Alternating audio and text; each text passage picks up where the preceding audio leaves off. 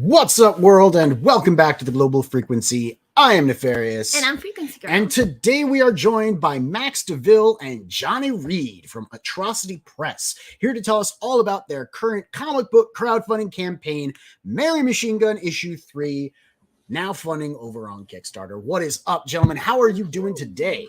Good. Fantastic. How are you? We're doing well. Good thing. So, welcome to the show. And before we get into the book, we usually get to know the creators a little bit better. So why don't we rapid fire a couple of questions at you and see how you fare? Starting with Max. All right, how'd you get your last name?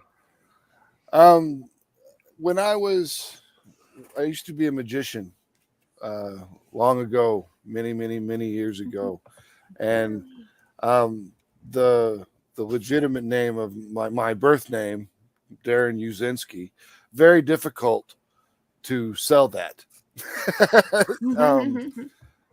My cat's name was Max, and I liked Cruella DeVill at the time, but I didn't want to steal the spelling, so I stole just the name. So you pulled sort of like a weird Indiana Jones. We named the dog Indiana. Yeah, you stole pretty much. Stole from the cat. Okay, pretty much right. Stole from the cat. The cat had a better name than I did. Because all right, you're like Darren, Aaron, no Darren, Eric, no Darren, because I was named after the guy from Bewitched. We happen to have a Darren amongst our regulars, Darren Wagner. We just call him D-Wag, though. True. So you could have been D. Ezinski, or that wouldn't have worked at all, would it? No. So see, I'm even getting it wrong. How many times have people mistakenly added an E to the ending of your last name? Because, like people think DeVille. Yeah, it happens a lot. Yeah, right. Yeah, like you can't even count, right? Or they'll just drop an L and it'll just say Max DeVill. Yeah. Right. It's unfortunate, man. I hate dropping those L's. Yeah. Anyway, John, I hear you used to work in the corporate world. Is that true? Yeah, I've kind of got a diverse background, I guess, kind of say. I worked for a financial institution for 24 years, actually. Now, what did you do at that financial institution that I've ever heard of? We are professionals here. Was it by any chance insurance related? No, actually, what it was is mostly was mutual funds. I worked for DST Systems, and I had a lot of different jobs over the 24 years, but mostly I was a project relation manager and client service manager. So I was dealing a lot with clients and big projects and timelines and getting things rushed in by certain deadlines and making sure all the customers. So a lot of it also from the project point of view, making sure like all the T's are crossed, all the dots are. So I have that very, you got to make everything perfect attitude when it comes to trying to do projects. Gotcha. And then you left your corporate fish tank, your fish roll, and you entered out into the wide ocean of comic book shop ownership. Yeah. Well, at one point, I was actually doing DST, and then I had my shop on evenings and weekends. I ran it for about time, man. I see like fractals in the universe. Yeah. But I did them for about 8 years, and then there was a fire in our strip mall, so we closed down for about 5. And then when I left DST, basically we sat down and decided I was going to restart the store, but I was going to make it bigger and better. And where before I just kind of did comics and action figures, now I do comics, action figures, gaming, 40K, D&D, Magic, the whole 9 yards. a real, friendly local neighborhood comic shop, and then some. I really like it. This is why I asked if you worked in insurance, because you took it from a tiny little comic shop into sort of like the mega comic shop, the locale, the gaming store, if you will. And being that you had a corporate background and then there was a fire, I was wondering if maybe no, there was a. Unfortunately, the fire was in a whole different area of the strip mall. We had all we had was smoke damage. That's usually how arson works. Anyway, let's say hello to everyone in the chat. We got, like I said, D-Wag coming in first. We got 24 Eyes with us right off the bat. We got Aerith as well. Nice. And we got Mrs. Good Stuff. What's up, Mrs. G? Thank you so much for tuning in and hanging out with us today. Aerith says, my birthday is in 1.3x. No, it was his birth name. My birth name is 1.3x. Oh. So. He's making a play. I don't get it. Mo, what is up? Thank you for tuning in, Mr. Mo Biggs. You skipped the compliment on my hair. I will only forgive it because you skipped it in order to say hi to Mo Biggs. If it was anyone else, then there would be problems. Thank you, Mrs. G. We've also got RJ from Critical Blast saying, time for some high caliber titties. I could not say it better myself. 100% true. Yes. And there's more titties in this comic book in Mary Machinegun 3 than there have been in any other Mary Machinegun book combined. That's a lot of that's definitely trying to like raise the bar on titties there. We also got Mr. Good Stuff Comic Skater as well in the chat. Smoke and Crack Day Bow, and we've got Vengeance Productions, our newest our viewer and person around these parts hanging out with us. Vengeance is here. Hail everyone. Hail Vengeance. Glad to have you with us. So let's get back to it. We also have Ale from Inkfinity Comics. And Rich Ayala with his roach balls up in the chat. All right. So Max, what kind of comics do you like to read? And what comics helped inspire you and shape your appreciation for the medium when you were a kid? Well, a lot of people start with, I started with Casper and Little Lulu and Spider-Man.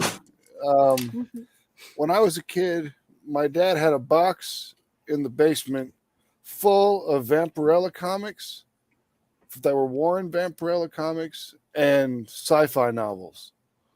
So I was a kid. I was like 8 years old. The comics were more my speed because I didn't understand half of the words in the novels.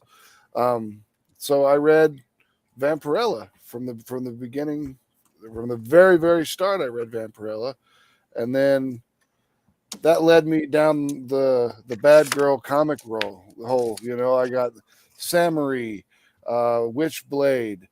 Somehow I missed Tarot. Me and Johnny were talking about that the other day. How I missed Tarot. But Vampirella, obviously, anything from Dynamite, Top Cow, Zenoscope. Get yourself some Danger Girl, some J. Scott Campbell nonsense up in your collection. I love me some J. Scott Campbell nonsense. Oh yeah, his stuff is fantastic. I mean, every one of his characters needs to eat a sandwich, but they're awesome. I was gonna say, Mo, my dad kept a box in the basement also, but it was not full of Vampirella comics or sci-fi novels. We're not gonna go into what my dad kept in the basement. Instead, we're gonna say, John, what about you? I did too. It was just the basement of an apartment building. Right. How do you tell you the truth, when I was a kid, I had asthma real bad, so I really couldn't go out. So I kind of found my place in comics. And I remember my very first comic was X-Men 146. And I read it and just fell in love with these characters. Just the idea that they were different and not accepted by everybody, but, they can still be themselves. So being one of those kids that, people made fun of on the playground for not being able to breathe and all, I kind of could emphasize with them, it was really cool. Then I started branching out and I really fell in love with Roy Thomas. He's still probably today one of my favorite writers. And he did all the Earth 2 stuff and, the Justice Society and All-Star Squadron, which led me to George Perez and Marv Wolferman and Teen Titans. And then I kind of, got older and older. And next thing you know, I fell in love with Al Rio and all his artwork. And like you fell in love with teddies. Yeah, right. you grew up and there was movies involved, and you're like, hey, Al Rio, this is good stuff. Yeah, I like that. Well, and then there was Scott Campbell, like you said. I love the Danger Girl stuff. I love the Michael Turner Witchblade. I loved Fathom. I really enjoyed the Darkness, Sevenesti. Yeah, I love some Darkness. And then Jim Balin, I loved following him in Catwoman. And then he jumped ship and created, Tarot. And I just love the Tarot books. So, great. I can't tell you about the Tarot books because I don't have any yet. Yeah, I'm going to talk you into that later. And then I like, and then I really kind of got into a lot of more of the indies, like Hero Alliance. It was more an adult title, and it was by Innovation at the time. And Innovation was kind of like the early Top Cow before Top Cow was Top Cow.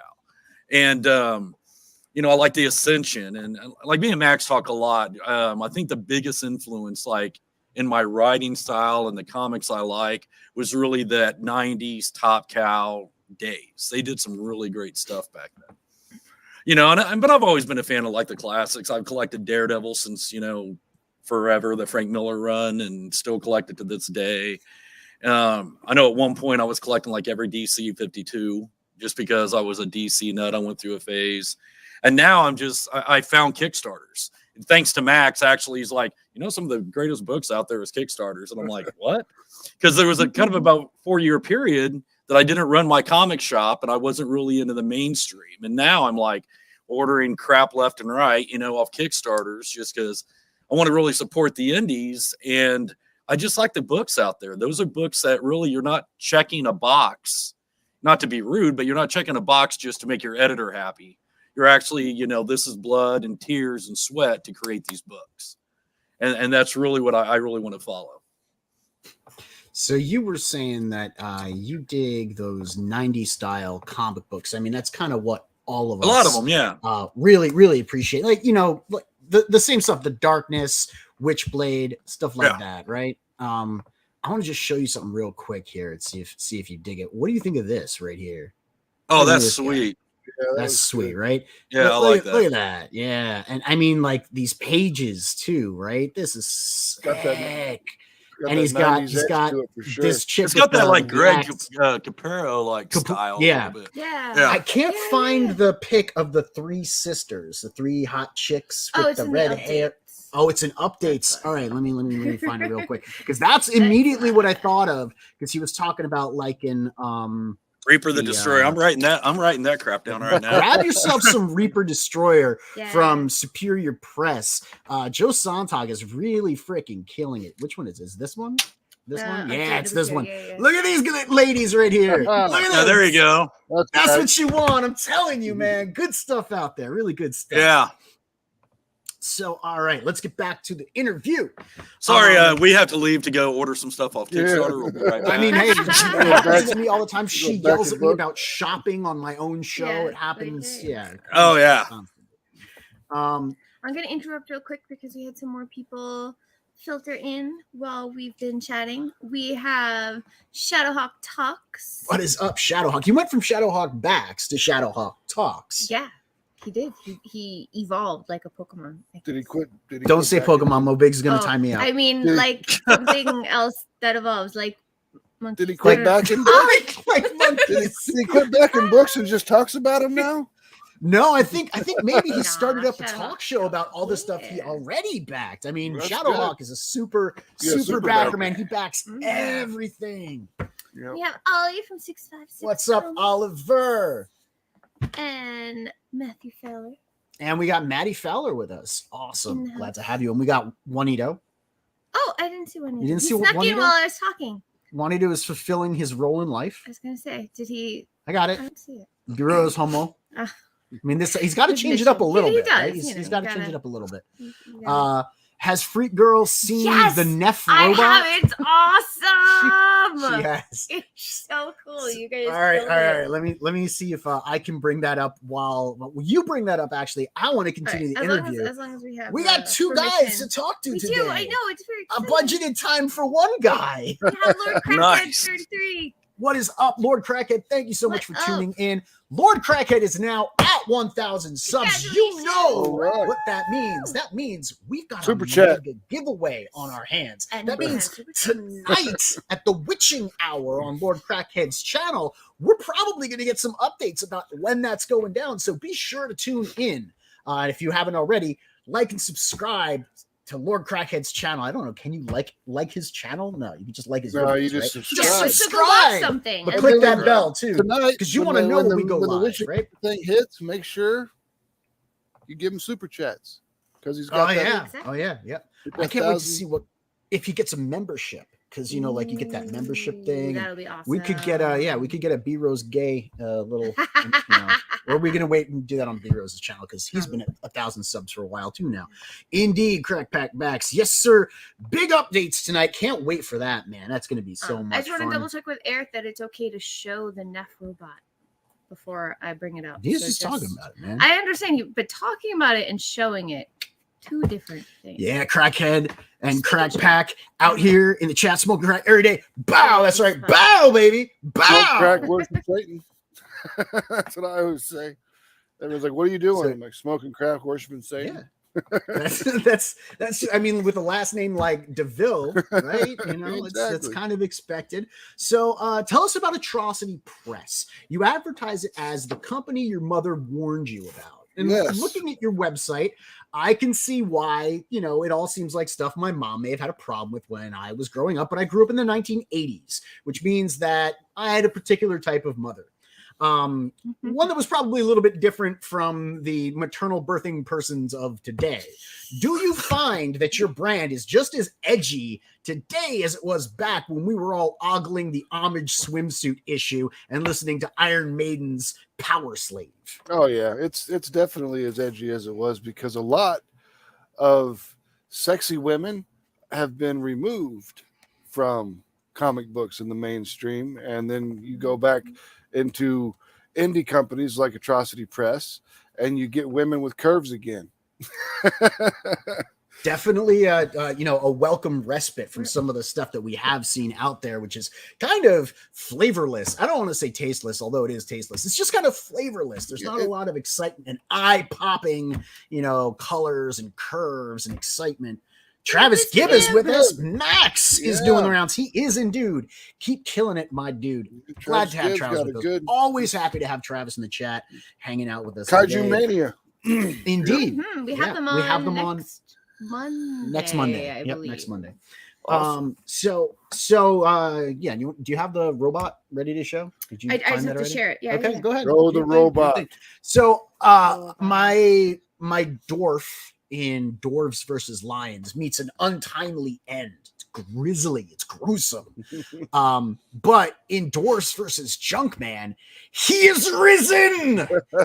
The dwarfs put Iron Dwarf back together again, like Humpty Dumpty with the Mega Blaster. And he's got that power fist, yo. He's gonna be trouble for that Junkman. Or maybe he's on Junkman's team like a robo zombie. We don't know. We're gonna have to back the upcoming book. Get on Got that mailing antenna on list. his head. He's got that antenna on his head. He's got his brain spilling out in the back. He's a sus. zombie robot, man. He's a sus. What's a little sus with the thing on his head? My oldest asked if Frequency Girl is a kawaii girl. I can neither confirm nor deny while Mo Biggs is in the chat. Indeed. So you're certainly an established creator. You guys over at Atrocity Press has been cranking it out. You're known for Nightingale, Neo Tokyo, Human Hunters, my personal favorite, Ninja Bimbos, and Mary Machinegun, of course. How did you get your start creating comics? Well, long ago, I worked in the 90s, and not in comics, but in zines. I was a zine editor, if you remember those. the things that everyone just kind of stapled in their Remember basement. Yeah. Wait, it's a lot like GIF and GIF. Is it zine or zine? I It's don't always know. been the. We always called it zine. It's a zine because it's like never a magazine, magazine. Right? It's short Yeah. for magazine. Magazine. So we called them zines, and I used to be an editor for 2 or 3 of them, mostly for the goth culture in Kansas City where I live, and started doing. I can't draw, but I can write. So I wrote articles, and then I started writing a comic strip about a goth musician that his band killed him, and he goes back for revenge to kill each of the band members. It was very aping off of The Crow, but it was good. People really liked it. Then I joined the military, kind of just started reading comics at that point in time. And then when I finally came down to, I had the money, and I was like, I can do this. I want to release Mary Machinegun because so I would too. The Art of Times of James Ryan. I can't help it. I see ZINE and it's Zine. At least with Right. GIF, you look at it and it's a GIF, right? Yeah. Yeah. It's because in the word, the AGI, the vowel, consonant, vowel. AGI is that It's AGI and never mind. VAGI. It's no AZI. So there's no G. Never mind. I never. You're screwing up the letters. All All but right. it's the consonant, vowel that makes it. Listening to you is listening to constant correct vowels. The long E sound on Yes. the. Right. It's the E at the end of the word makes the vowel sound at the before the E sound, the long. Right, but it's also the Yeah, the vowel, consonant, vowel. right. Oh my God, we're bleeding viewers. Welcome, the Art and Times of Jay Ryan. Thank you so much for tuning in and hanging out with us today. So, all right, I gotta ask, because it's my favorite sounding title, where did Ninja Bimbos come from? Okay, we were me and my buddies were hanging out, and we were like, kind of trying to come up with the cheesiest B movie title we could come up with, and I had come up with Teenage Ninja Bimbos versus Zombies from Deep Space. It's a little bit dangerous walking that line and kind of territory. Yeah. So when we decided to make it, we were like, well, let's drop the teenage crap. And make especially if you're going to draw them like that. Yeah, make them adults. And then we can do what we want with them at that point in time. And we did, it did really well. Ninja Bimbos it's one of our favorite books to write, because when we first wrote it, it was going to be kind of a comedy. Yeah, it was going to be this real cheese dick comedy that we were going to do just to have fun. And then the art started coming back from Adam and Alex, and we were like, all right, we're gonna have this could actually be a thing. So we had to go back and like kind of reimagine it a little bit and make it more serious. It's like we're gonna have to step this up. Yeah. I'm always a fan of like kind of mixing my my comedy and my like grindhouse horror action. Like, oh, what was that movie with George Clooney and the vampires and the Dusk Till Dawn? Yeah. I could totally get a Dusk Till Dawn vibe off of this. I mean, like, there's strippers and there's like, asteroids raining down from the sky, and there's like horrible gas that's going to turn everyone into zombies here and melt their brains, and he's already. Well, I grew up being a big Trauma fan too, with loving those films, and I'm like, it's so funny because I got this call, and Max is like, "Hey, I got this idea for this book," and he gives me the title, and I'm like, and I start laughing, and I'm like, "What? You're serious?" And he's like, "Yeah." He goes, "We're gonna write this." I go, "Oh, you want me to write this with you too now?" And he's like, "Well, yeah, we're partners. We're gonna do this." And that's when we really kind of started talking about, being the partners as a writing team. Because originally, kind of the history, for me, just with Atrocity Press, is we had been talking off and on just as friends and doing movies together.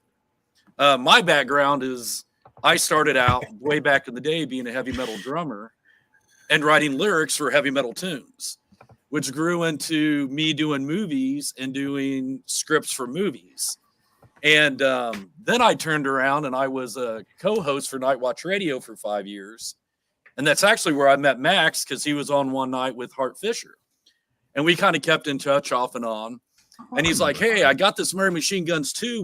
Would you edit it for me? I was like, sure, why not? It'll be fun. And then I got done with it and I threw some ideas out. And he's like, you think you want to write a comic maybe? And I'm like, all right. So we started throwing some ideas out. Next thing you know, he's got me, writing Mary Machine Gun 3, which is ironic because this was actually written, 8 months ago before, Bimbos, before Human Hunters. It was written a while back. It was actually the first one we collaborated on. And we clicked real well. And then he's like, yeah, we're going to do this, Bimbo's book. And I'm like, there is no way you're going to do this. And then we started talking and I'm like, this is going to be really fun. This is going to be great. And then we started creating the characters and creating the story arc, and it just kind of flowed. And then from there, he's like, one of those things that just, as it started, it just kind of spilled out. It was a snowball. Yeah. And then he's like, do you got any of your own original ideas? And I was like, well, yeah, I got a few. I've got like 3 in my back pocket. And we started talking about them, and and I threw out Human Hunters. So we started working on Human Hunters. And next thing I know, Max is like, hey, I think we should just be partners in this. And I'm like, what? And he's like, okay, yeah, give me like 10%. And he's like, no, we're going to do 50-50. And I'm like, no, dude, you can't give me 50% of your company. And he's like, no, we're going to work out a deal. We had to draw up the contracts and all that. I'm not going to bore you with the details, but that's one of those things I just want to say, about Max, is just how generous he is with the people he works with, the teams he put together. Is like, he's like, hey, I don't care about my name. I don't care about who's who. He goes, we're going to do this together. We're going to make some Max great is also products. smart. You were in the corporate world, so you understand investment and probably are familiar with contracts, or at least, the legalese that goes into that. And you owned a comic book shop. So what does Max want? He wants to build out a good business. So he's going to go with someone business savvy, and he's doing comics. So you partner up with the guy who owns a comic book shop, and you're generous to the dude, and you get him fully vested in the company, 50-50. So if the thing goes down in flames, they lose about just as much as you do. And that way, Max is a clever man. I see what's going on. Oh, yeah. Well, and what's funny is when we were originally started writing together, I had gone back to college. And in December, I had just finished my business degree. So it's like one of those things, like I'm like fresh off my mind of marketing and all this crap. And like, we'll sit there and talk like all day long, just on what are we going to do for marketing and tiers, and just because we want the best product. Right? Like that was fairly recent. It was just I graduated in December, actually. Yeah, I was going to say, like, that's the Atrocity Press thing. You guys have been going full tilt, but you went back to college campus. I got to pause this interview about comic books, and I got to ask you, what was that like? You went back to an actual campus to take college classes? You take them online? Actually, I took the entire thing online because it was all during COVID. Damn it. I know. That was going to be a great conversation. A guy looking like he walked out of an 80s metal scene, walking around a modern college campus, getting weird looks from people. I wanted to find out what that was like, but that never actually happened. Oh, there was a couple days I had to go in just for paperwork here and there, and I got some, interesting looks. I mean, I'm not, don't. And tell you the truth, a lot of our stuff in college was, we'd have to write a paper. So for me, I was writing all these papers, and of course, half my stuff was comic stories. So it worked out really good, though. I mean, now me and Max are working together. Oh yeah, Hulk cover with the moon, Johnny. Yeah, right over your shoulder. Look at Maddie Fowler with the eagle eye. I love that Hulk color with the moon. I mean, seriously, he's watching the 3 screens too. I can. I know, like you put it up full screen, and I'm like, which one says Hulk squinting? There's a bunch of Hulks up there, but no, I know, but I couldn't see. Yeah. So tell me about the team behind Mary Machinegun. You guys have been rolling with Atrocity Press. You know, you've got a bunch of titles going on. You're co-writing together. You've got Fern Cord on art and colors, along with I think it's Fern's wife, Carol. Am I correct about Carol? that? Yeah, she does the flats. Right. So how did you put that together? I mean, I know they've been working on Mary Machinegun the whole run so far, right? When we first started with Mary Machinegun, I started with an artist named John Apple, and then Fernando came on as the colorist. And John did some test pages and everything. Yes, right. The original one. And John did John did some test pages, and they look great. Don't get me wrong, they were good. But then Fernando did a couple test pages, and they looked a little better. So I was like, I think I could probably sell this a lot easier than I could sell this real independent black and white gritty thing. You know, I was like, it'd be a lot easier to sell soft and pretty killing zombies than it would be to sell dark and gritty killing zombies, you know. So we went with Fernando on the art, and because he was going to do the colorist, he's like, I'll do the coloring too. And I'm like, okay, so you're going to do the art, the inking, and the coloring? And he's like, yeah, I'll do it all.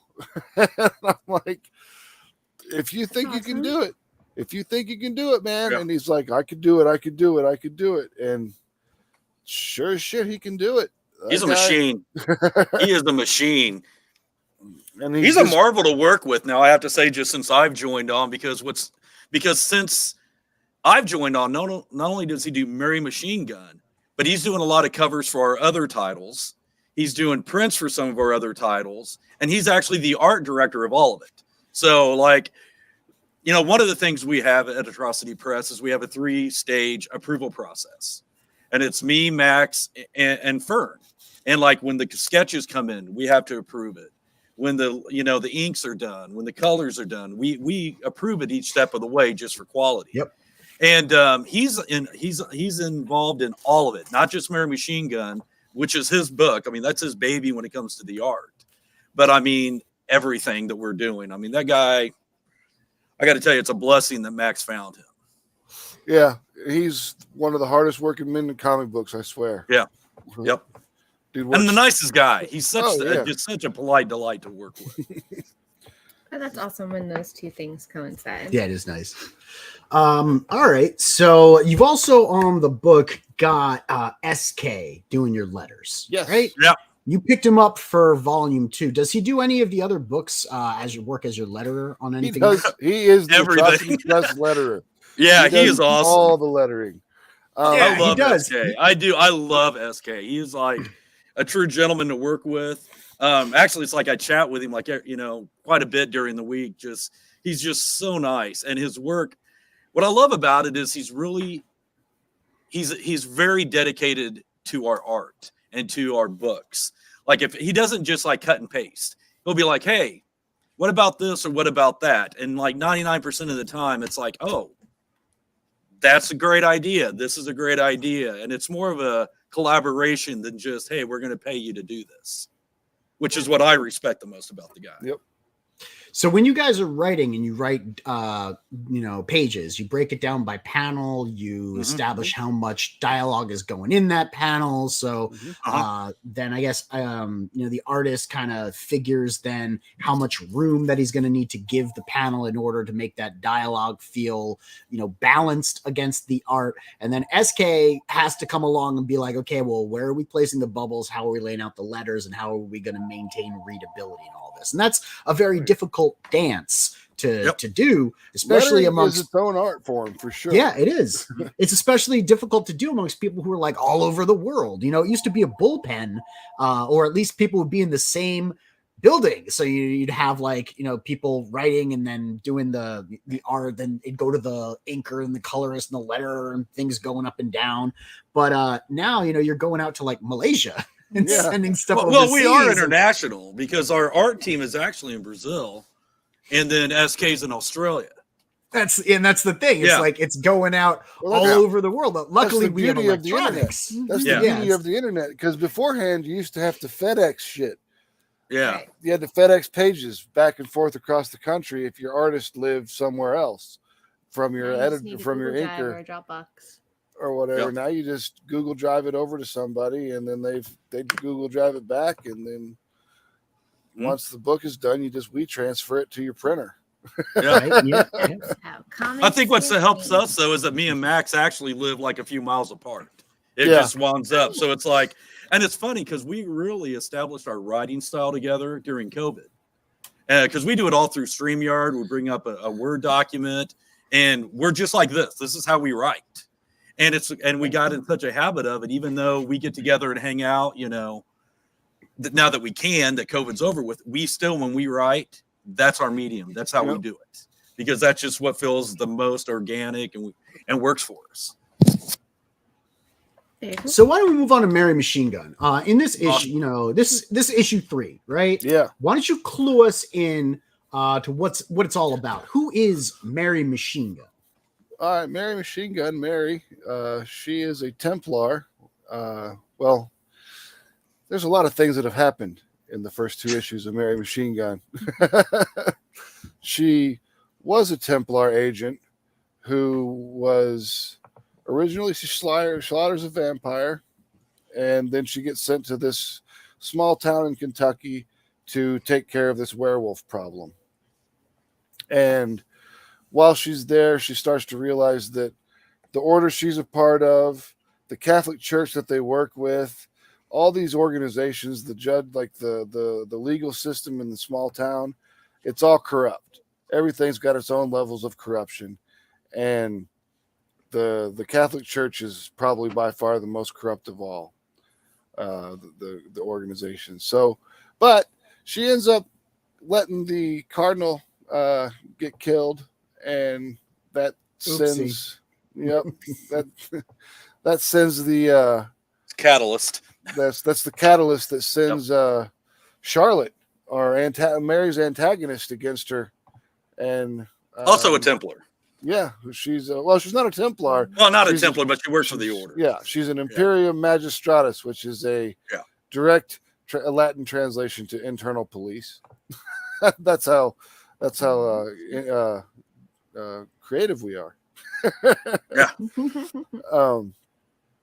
So she goes to stop Mary, because basically when you've broken the laws of the Templars, you are marked for death.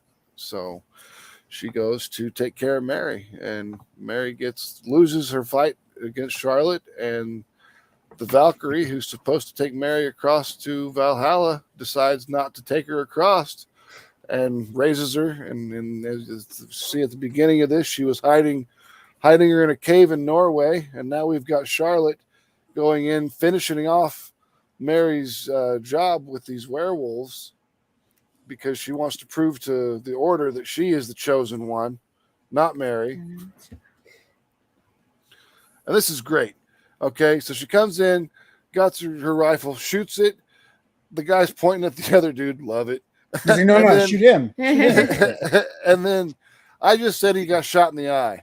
Fernando had him shoot the eyeball out of his eyeballs of the eye socket. And that looks great. You know what we could have had in this one panel here? It says splat. Could have been splort. Could have been splort.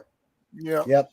Could have been sport. That would have been a good choice for a sound effect to put right there. But it is a great shot. Both, Charlotte shooting and the bullet going through the eye socket. I very much enjoyed that. Yeah. We'll save that sound effect for when we actually get somebody to step on one. How's that? Oh, perfect. Yeah. I mean, there you go. We'll keep that in mind. Yeah. Throw in a splort. We need more splort in the world. I don't know what you were signaling. What hand signs are we going with now? We have say hi to people in. Say hi to people in the chat. Gotcha. More chat. More chat. We got Replicant with us. Ew, gruesome indeed. It is. It is quite gruesome. I'm a fan. So It's yeah, pretty hardcore gore. These books have a lot of gore in them. gore and tits and violence, like all the stuff that we weren't allowed to have because it was going to make us grow up and turn into psychos. But, Exactly. it only just we only grew up, right? Or at least most of us. Did we though? It did none of those things. It didn't turn us into psychos and we didn't grow up. Yeah, look at that. We're not psychos and we didn't grow up. So, Take that, Mom. wrong about everything. So I got a question then. So where she's at, where she's at now, are her the vampires are gone. Charlotte smoked those werewolves, right? Who's the primary antagonist for Mary in issue 3? There is there's not much primary antagonist for Mary in issue 3. This is a lot of Charlotte's story, actually, where we take a lot of we give a lot of background on Charlotte herself as a character, because right now we just kind of have her as this villain. Yeah, right now we just have her. She's just this villain, but there's so many layers to Charlotte that we've written in that we had to just be basically. I wanted this to be a 3-story or a 3-book arc when I first started it.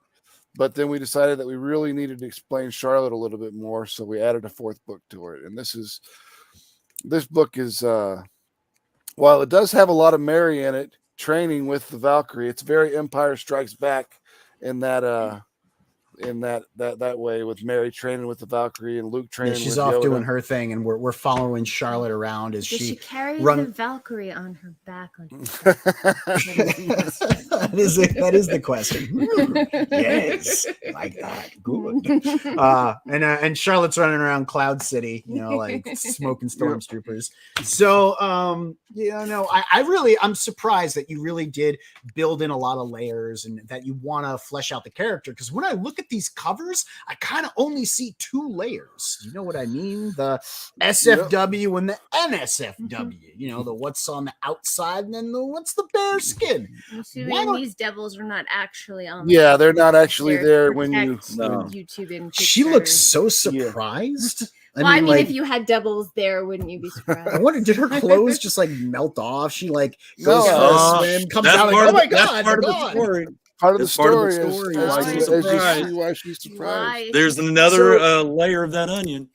Oh, even more layers underneath the the skin layer. So we're pulling off a flashback and a flashback in Mary books. Yeah, it works too. It was amazing. We have a flashback happen inside of a flashback. And it worked. So you've got a lot of these covers. You got 19 tiers and 7 covers, I think, if I read those correctly, right? So we're looking at the campaign page right now. Why don't you take us through some of those perk tiers? Okay, let me go back to the top, and then you're going to go over, and then we're going to go look at these. Yes, yeah, those. That. All right, so Mary Machinegun Issue 3 digital. We have 18 backers. Digital we usually use because we have a lot of international buyers. A lot of people in Australia and a lot of people in the UK, a lot of people in Germany and France, really, that buy digital so they don't have to pay the $25 shipping. And it's not like I'm ripping people off when I charge them $25 to ship to the UK, because it costs me $25 to ship a book to the UK. I mean, it's silly right now. It's silly, but that's how much it costs to do. Standard cover. All of our covers are $15. We basically give anybody their choice of which cover they want to choose, and they're all $15. So one thing to interject right here, though, is the one thing that I do admire, because I've always had a pet peeve about comics, and when I joined Max, he already had it covered. Where our issue A is always our interior artist. Couldn't think of one more.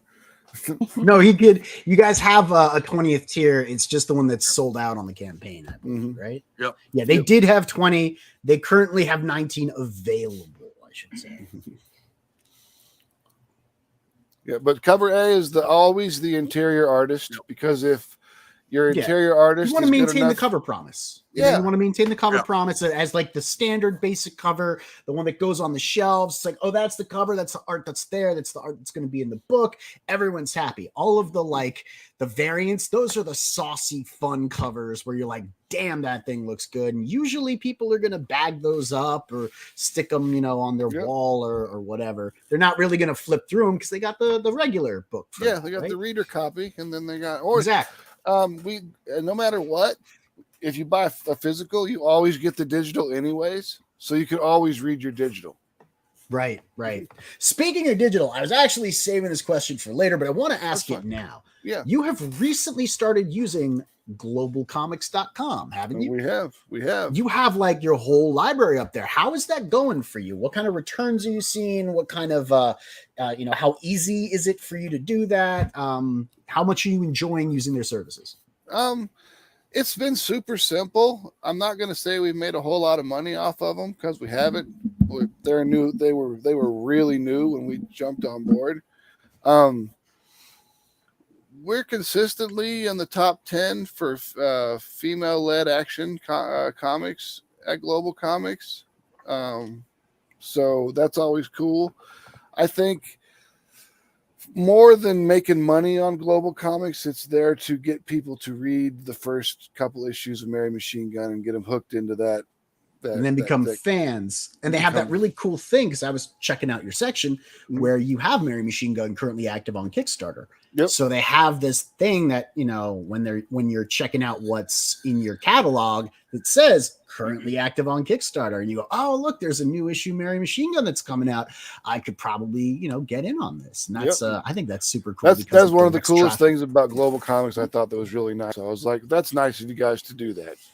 Almost like they're making this site an alternative to Amazon, directly geared towards small indie publishers as well as self-publishers, specifically those self-publishers who are in crowdfunding. It really does seem like Chris put that together on purpose. Yeah, and they've got some pretty some heavy hitters when it comes to indie. Yeah, they got Antarctic, they got Source Point, they got AWA, they got heavy metal, Scout. Yeah, they got Scout. They do have heavy metal. They got Top Cow. So it's not like they don't have like any bigger things, but these are still, maybe not Top Cow and heavy metal, but these are others still are considered indie books. Even Antarctic is considered an indie press because they're not mainstream industry presses like Image or Valiant or Marvel or DC.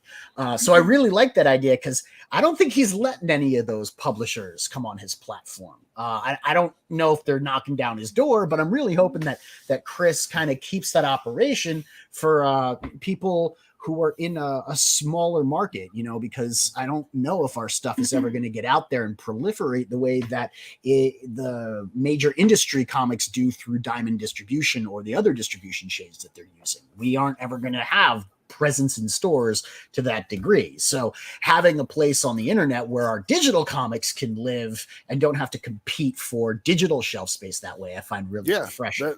Digital has grown. For people that say digital's not a real thing, it's a real thing. I have to disagree, because 30% of our business is digital. Easily 30% of our business is digital. Some of these covers are just one man. Really tasty. The Justin Hunt's reminds me a little bit of Jason Scott Campbell. Jason Scott Campbell. Yeah. Jason Scott Campbell. Yeah. But her waist isn't tiny enough. No, but there's similar. You know what? It's fun. There's pouches, so we know it's 90s inspired, right? There's definitely pouches. I like the explosion. It's very dynamic. I do. Yep, it does. This one is Greg Bo Watson, and I love it because it's got that Disney. Her face has that Disney princess look to it. Yeah. And this one's the one that gives me the J. Scott Campbell vibe. I could see in her face very MJ. Reminds me of how he draws MJ. And this one's Courtney Rose. She does a lot of work for basically everybody. I know she does a lot of work for Jim Noble's company. What's the name of the company? Jim Noble's company. Yeah. I got Google right here. So I'll just double check, and then I'll sound smart. Rad, While we totally all rad fire. comics. Totally rad comics. That's Yep, his name. totally rad. And this one is Joel Souza, which has this total Bruce Timm vibe to it. This Batman the animated series look, and I loved it. So we had to put that as a cover. Very cool. So, do you have anyone that cosplays, Mary? We're working on it. You better. Working on it. In now. the meantime, I noticed that you do have a stand-in for your cosplayer. Yes, right? You yes. literally have a 6-foot cardboard cutout. And you can get it on the campaign. You do. You can. Tell us about that. How are you shipping that beast? They come folded up and everything, and then they unfold, and then you got to put them. You got to kind of stick the back on it and put it together. It's the way any of them come. So it just gets shipped in a big box. I mean, the cardboard. It's folded in half. So I mean, it's So- not like it's all creased, but it's Maybe. folded in half. So you're telling me that you're putting women in boxes. Okay. Next question. So you guys also, if 6-foot tall cardboard women is not your thing, Max and Johnny have done us the service of creating a pillowcase. Oh yeah, for Mary Machinegun that you can pick up. Yeah. Now, is this like one of those Japanese weeaboo pillows where on one side she's like looking over her shoulder all seductively, and then on the other it's like you don't want to show that to your friends? No, it's not exactly, because if you scroll down, this is what we've got. That's the two sides of the pillow. See, that's the one of her looking over her shoulder. I'm telling you, it exists. Yep, they all exist. But we didn't want to go nude with it. But we have had so many stream though. Sorry. So many requests for this thing, and we've sold many of them. A lot of them have been sold through add-ons. So people are not, actually backing it visibly. Yeah, they're not backing it in secret as an add-on. Yes, that's exactly. Smart. Maddie Fowler says, "Get the WD-40." Hey, that weed. You guys do whatever you want with your pillowcase after you buy it. I don't want pictures. B-Rose is going to fill his with chicken. There's gonna be no one left because Mo Biggs is gonna have kicked everyone. That's the joke. They're sent in a refrigerator box. That's the joke, Jay. But yes, I'm actually amused that you guys did a 6-foot standee, because I haven't seen that before. And I do appreciate the waifu pillow case, that it's not actually a full pillow. I remember getting my copy of Adobe Kroger because I backed like one of the higher tiers on Adobe Kroger, and I got the book, and then I didn't get the book. I got a package in the mail. It was big ass package. I opened it up, and there was a body pillow in it. I was like, "What the is this? Like, who is this? Who sent me a body pillow?" I put it on Twitter, and then people were like, "Oh, it's Adobe Kroger," because I hadn't got the book yet. I didn't know who it was. It's so weird. And we've got Team Mary and Team Charlotte. Unsubscribed, left us, blocked us. He's gone. We lost Mo forever. Mo. I'm sorry, Mo. So you can be Team Charlotte, or you can be Team Mary. Yep, and we've got their cards that are they're hand drawn, inked, and colored by Ricardo Silva. Nice. Ricardo Silva of Tragedy. Or Magno Silva, excuse me. This is one of my favorite of Charlotte. And then, of course, the one where she's been over is always one of my favorites. I like that one.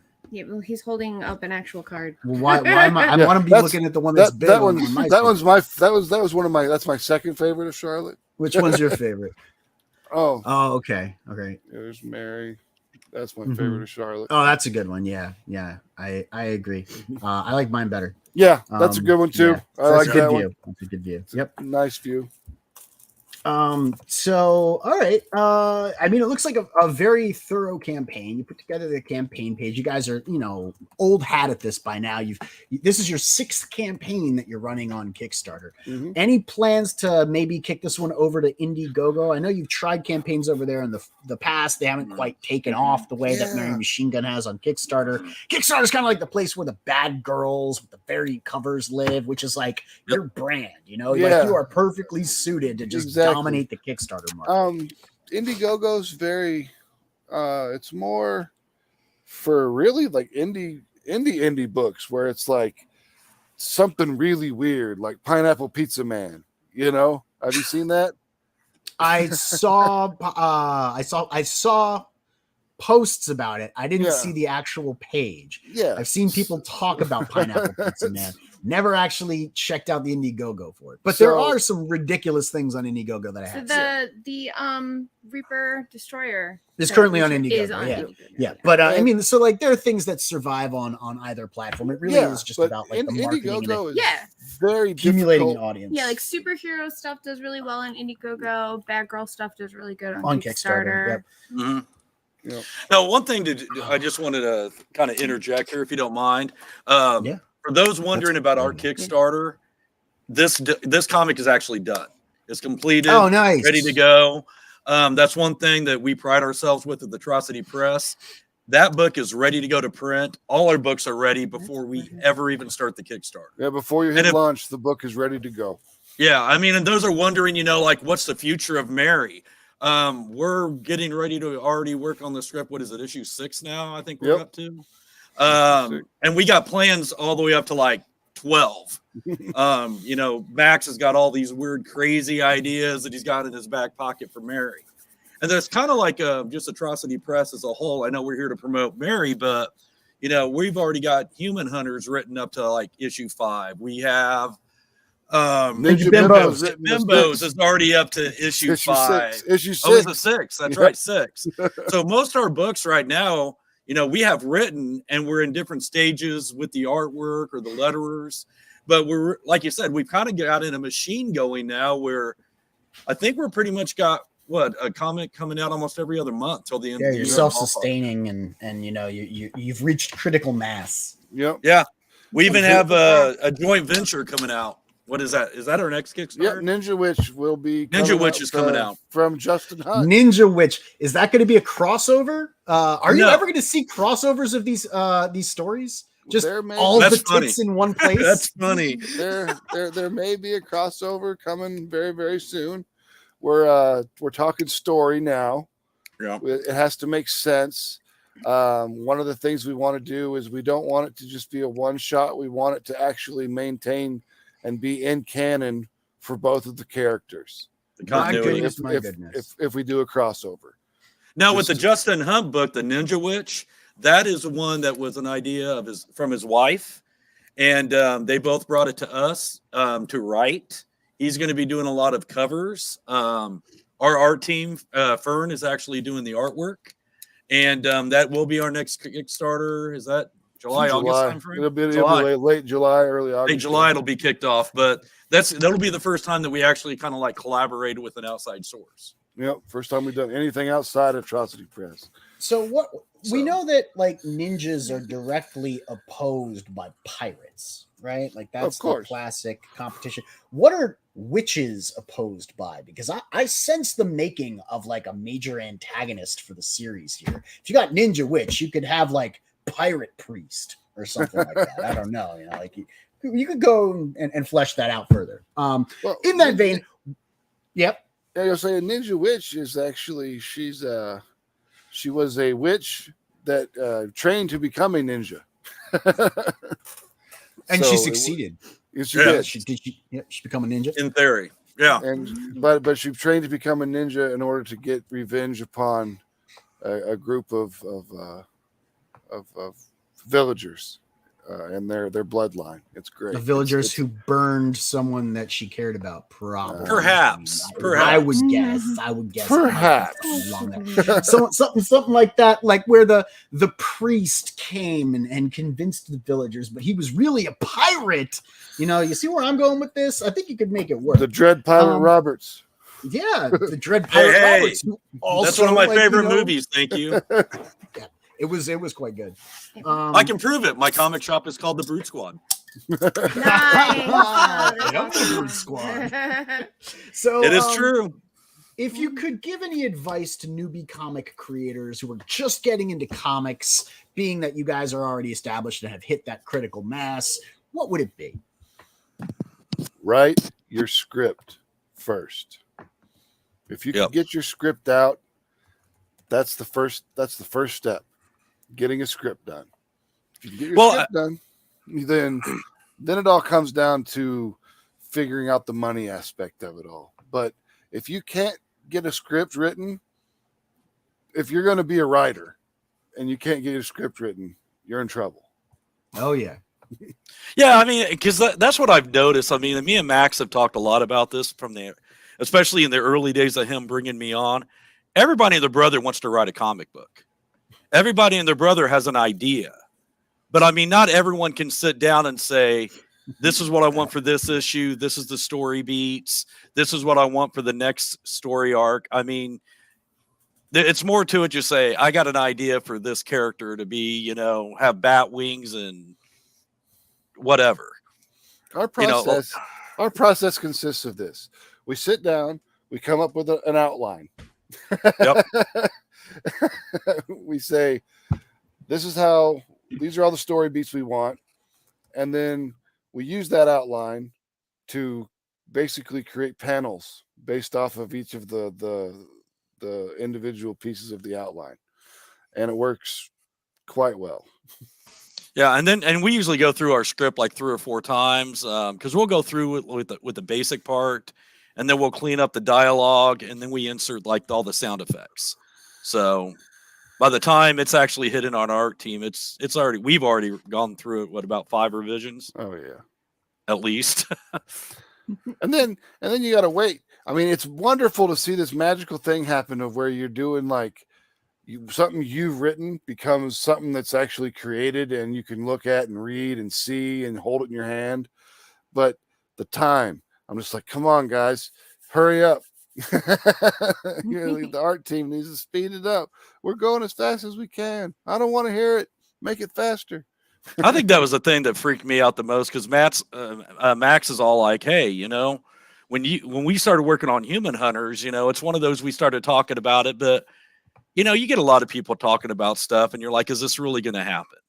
And we sat down and did the script and I'm like, holy crap, we got to finish script. And then Max is like, I'm going to send it to the art team. And I'm like, whoa, are you really going to send it to the art team? And then we start getting pages back and you start seeing, your characters. And then, like you said, wait till you get it in your hands. And he's right. When you get that first book in your hands, I was almost, it was a moment, because it's like this, you breathe life out of something that didn't exist before. And I guess, what's the greatest lesson you've learned, or I guess the largest obstacle that stood in your way while crowdfunding? It really comes down to getting eyes on the project. That's the most difficult thing. If you can get people to see, I mean, if I can get people to see Mary Machinegun, usually they like it. I mean, what's there not to like? You got hot girls, you've got machine guns, you've got werewolves and vampires and guns and swords. Hey, we got a Larry. What's up, Larry? Niobe. He finally made it.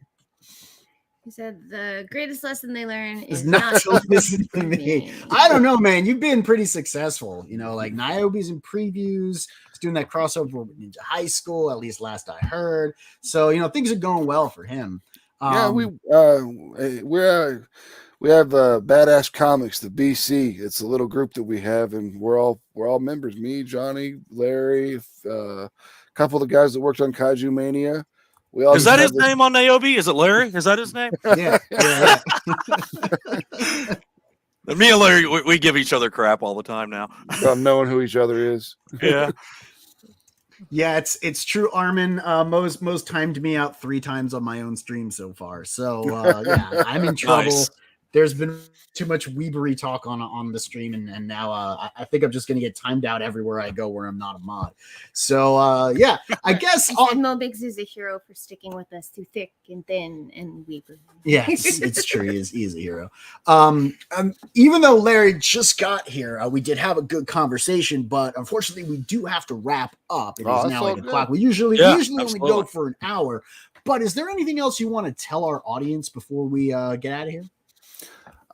Best thing, if you want to see anything, Atrocity Press, our back catalog, merchandise, anything like that, just go to atrocitypress.com.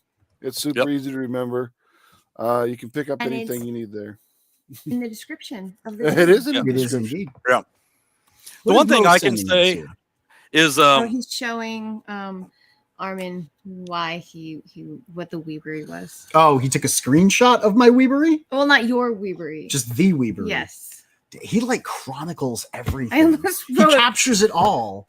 I'm saying Weebery while I'm typing hello to Sim, who is in the chat. Hey Sim. And I almost wrote Hail Sim Weebery instead of Sim Inkslayer. nice. Because Yeah. I am a very like special Sim. kind of girl. You just want to make Sim a target for Mo. No, Get him I off would my never do back. that. I would All never right. do that. I would never do I like Sim. I like Don't take pictures of people's weebs. Nice. Sim is awesome. I love Sim. You could watch it on 2 times speed. I hear my voice is like really exciting and funny when I talk like really high. I don't know what my voice does. My voice is already kind of squeaky. You have to talk faster. So, yeah, exactly. You sound like Beaker. All right. On that note, guys, thank you so much for hanging out with us. You guys should definitely check out Mary Machine Gun. We backed it. We're looking forward to it. The series is very entertaining. I gotta say, I'm really itching to get into Ninja Bimbos because I think that's very much my speed. But who knows? That might be one of the upcoming titles. We'll have these guys. Isn't it? It's maybe because of the ninjas. Maybe it's the zombies. So much trouble. There's a joke. Especially when she sees the cover that I backed. Nice. There's a joke about vegans in Ninja Bimbos that you have to show her. Oh, I'm sure she will read the copy when I'm done with it. Yeah. If it's still not all wrinkled up. Hi, Replicant. I didn't get to say hi to you before. We I was did say hi to Replicant. I You didn't get say a hi. chance. You have been greeted officially by the Frequency Yes. Girl. So thanks everybody for tuning in. Don't forget to like, subscribe, and click the bell for notifications. And tune into the frequency. We'll see you next time. Peace. Thanks.